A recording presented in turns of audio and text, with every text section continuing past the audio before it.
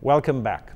The stock market this week witnessed an amazing rally as the bulls continued their onslaught for a third successive day, tossing the Karachi Stock Exchange 100 index higher by 924.54 points and breaking through the barrier of 40,000 to ultimately close at 40,556.45.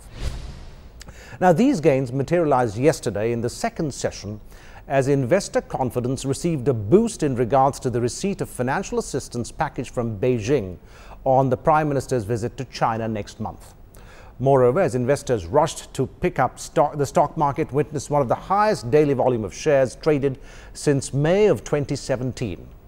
Therefore, excited investors brushed aside all the negatives that had given the market a sluggish start, which included some discouraging announcements from major companies and banks the previous day and reports of further depletion in the country's foreign exchange reserves. Furthermore, investors' appetite for buying was also not impacted due to the weekend ahead, as key sectors which contributed the most to the index included banks that raised 221 points, exploration and production added 218 points, fertilizer raised 141 points, cement 133 points, and oil and gas marketing companies raised over 93 points. The volume traded therefore rose up 7% to 368 million shares, while traded value improved to 5% to reach 14 billion rupees. Meanwhile, major contribution to the index came from the oil and gas development company, Pakistan Petroleum, Habib Bank Limited, Lucky Cement, the Engro Corporation, which combined to add 414 points to the index. However, on the flip side, Hub Power and Colgate Palmolive Pakistan took away 48 points from the exchange. Now, of course, that was a summary of the stock exchange's performance. Now, to talk more about the optimism that exists over the stock market at the moment, we have as our guest Mr. Faheem Sardar. He is an economist as well as a prominent financial analyst. He joins us on the telephone. Faheem Saab, welcome. Thank you so much for joining us on the program. Thank you for having me. Well, I just summarized the stock exchange's performance for you there, and you heard me on that. How do you assess the weekly trading at the Pakistan Stock Exchange this week? Just want to get your opinion on that. Basically what we've had is a change of attitude, a change of sentiment, and that is important because we had a lot of negativity in the market because prior to the Saudi-Pakistan financial facility. Now, what we've seen in the past 2 weeks is that there has been a resurgence of interest and activity. Now, what does that mean? As all the business people, as all the investors are now, they're able to understand that there will be a financial buffer that Pakistan has and will have, which is desperately needed right now. So that gives everybody the ability to understand and look slightly more into the future, that we won't have those kind of problems that we were afraid of. But that does not mean we're out of the woods yet. Right now there is a bit of euphoria, and that's the reason you have fresh interest, buying interest in the market. Okay. Now, what in your opinion has led to this optimism, other than the possibility of a financial package from China over the market? Is that the only factor that has impacted the stock market? Surely there's got to be something else. There is actually. You had seen a very focused approach of the government trying to talk to the people in the stock market, trying to talk to the stock market. You may remember that the finance minister visited the Pakistan Stock Exchange. You may remember that the stock exchange was mentioned in a couple of official government posts. Now, you see, what that does is it comes after a hiatus of almost 60 days. There was no mention of the stock exchanges or stock exchange and the capital market, and all of a sudden the government took an interest, and that also helped beef up the sentiment. Now, you have to throw caution to the wind as well, because it's the same companies. It's the same market, it's the same investors. There's just been a change of sentiment and a slightly, let's say, there's just less noise right now than there was 3 weeks ago. Right. Okay. Now, what should we expect from the stock market in the near future?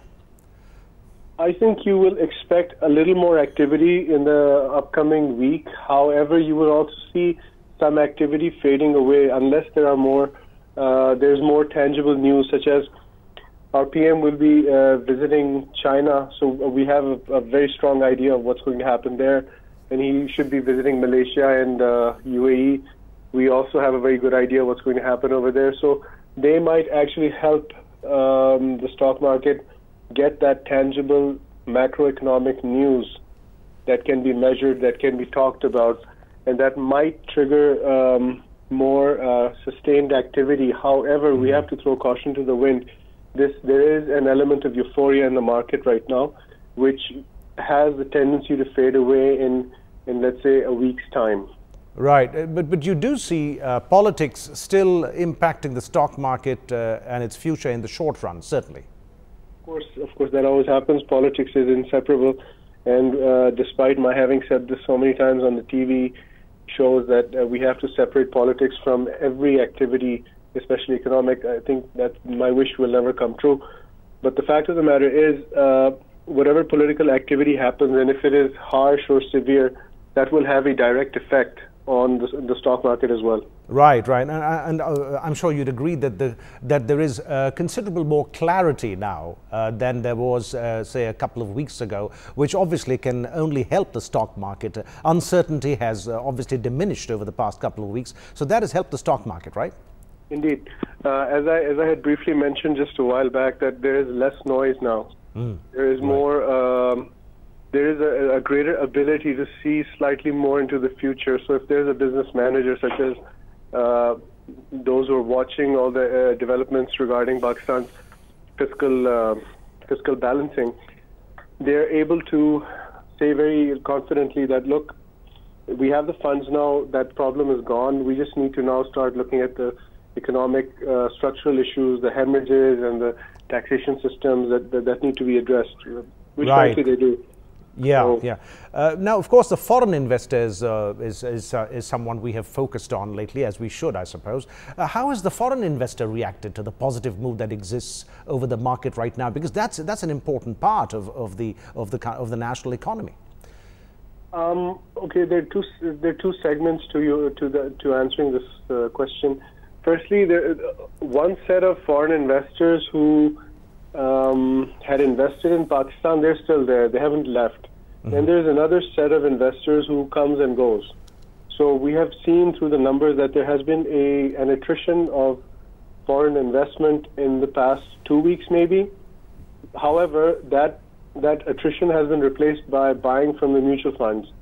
So it's a mixed story to a certain degree, but the foreign investors will be watching this positivity that's happened in the past 2 weeks with quite a lot of interest, because they will be thinking of putting money back in. Because you see, the rise in the stock market, I must point this out, the rise in the stock market is not the major reason that foreigners would be interested in investing in Pakistan.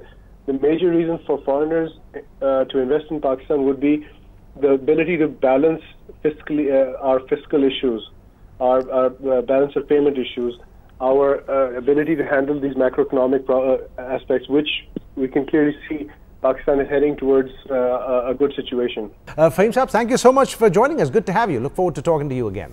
That was Faheem Sardar. He is an economist, a prominent financial analyst, giving us his views on the Pakistan Stock Exchange, the stock market in the country. That's all the time we have for this particular edition of Beyond the News. Thank you so much for being with us. Of course, we'll see you tomorrow night, same time, same place, on Beyond the News. Until then, on behalf of our team here at the program, good night, and we'll see you tomorrow.